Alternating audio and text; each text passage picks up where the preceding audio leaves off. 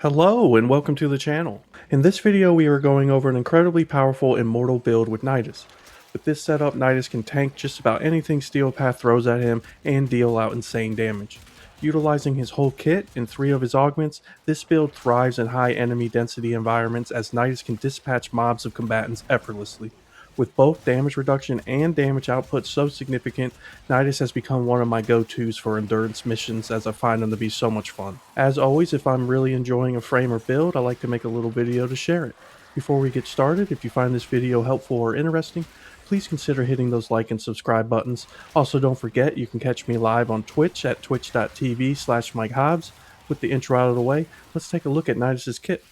Beginning with his passive, which revolves around Nidus' mutation mechanic. Damaging enemies with some of his abilities yield mutation stacks.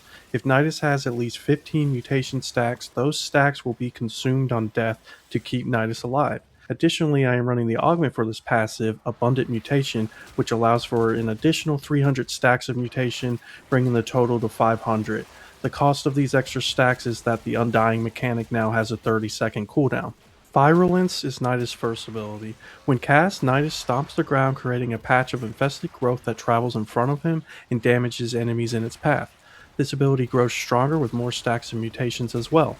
Furthermore, I am running the augment for this ability, Teeming Virulence, which provides a significant critical chance boost to my primary weapon upon hitting 4 enemies with this attack. Larva is Nidus' too. This ability spawns an infested mass that pulls enemies into it. Additionally, enemies killed that are held by Larva have a chance to provide stacks of mutation. This ability pairs well with his 1 as you can cluster enemies and hit them with Virulence to generate multiple stacks quickly. Nidus' 3 is Parasitic Link. When cast, Nidus tethers himself to his target, binding them together. When tethered to an enemy, that enemy takes damage for Nidus. If cast on an ally, both Nidus and his host receive boosts to both ability strength and weapon damage.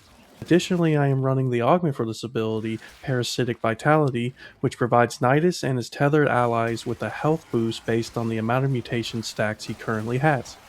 Lastly, Ravenous is Nidus' 4th ability. This ability consumes 3 mutation stacks to create a large patch of infested terrain around Nidus and spawns in maggots that attack enemies and then explode and generate mutation stacks if they are hit with Virulence, creating 4-1 synergy. This ability also provides Nidus and his allies health regen while in the radius of effect. With his kit fully discussed, let's take a look at the mod setup of this build. My stat distribution goes all in on strength. With all this excess strength, Teeming Virulence's crit chance bonus starts at 622%. It also gives Parasitic Link over a 77% damage increase when tethered to an ally, as well as boosts the health bonus of Parasitic Vitality to 12.4% per mutation stack. So along with the 3 ability augments, I have Archon Intensify, which is easily maintained with Ravenous' health regen. I am also running Adaptation to increase my damage reduction even further, and I am running Hunter Adrenaline to generate ability energy consistently while in the fray. And my aura of choice here is Growing Power for more ability strength. Moving on to Arcanes and Shards, first I am running Arcane Bellicose to gain another bump in ability strength as I gain stacks of mutations and increase my health. For another layer of defense, I am running Arcane Persistence, which when paired with all the health and damage reduction this build provides, makes Nidus feel invincible. As for shards, I'm running 1 green corrosive stack shard, 2 red ability strength shards, 1 yellow casting speed shard, and 1 blue armor shard. This shard configuration allows me to melt some armor, cast quickly, reach the 700 armor threshold of arcane persistence, and boost my ability strength even more. With all the survivability this build provides, the loadout here is pretty flexible. I paired my Boar shotgun with Teeming Virulence because I find it satisfying to see red crits with 3 exclamation points for every pellet. Here I went with a Corrosive Crit Vendetta setup, and with its Incarnate, my screen will be covered in red crits as I melt mobs.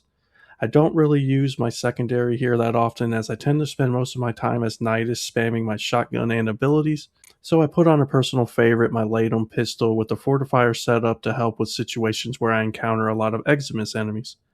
For my melee, I chose my dual Ichor blades with the corrosive duplicate setup and its toxin spreading Incarnate. And finally, my companion choice is my Pharaoh Predacite. Endoparasitic Vector creates viral afflicting tendrils that not only weaken targets but fit thematically with this infested build. Volatile Parasite provides another means of dealing viral damage while also distracting nearby enemies. Anabolic Pollination create toxin clouds to further damage weakened targets. I am also running Contagious Bond to spread statuses even more, and Tenacious Bond for more crit damage, as well as Duplex Bond to create more companion clones as I spam my abilities. And there it is, a very fun and potent build that can decimate Steel Path. At the start of a mission, I cast Parasitic Link onto my companion and head to my objective. Before long, after Hunter Adrenaline has converted damage into energy, I can begin a loop of casting larvae to group up enemies and then spam some Virulence casts to generate mutation stacks and boost my shotgun's crit chance. As I continue to accrue stacks, I make sure to keep refreshing my 3 to maintain survivability, and once surrounded, I'll cast Ravenous to create a bungle patch that I slay out from. This is a continuous loop of ability and shotgun spam that will cover your screen in damage numbers. I find Nidus to be a lot of fun and can see myself using him pretty regularly for the foreseeable future. As always, I'm curious about your thoughts. Have you tried Nidus? What would you do differently here? Let me know in the comments below. Don't forget to like and subscribe for more Warframe content. Thank you so much for watching, and I'll see you in the next one.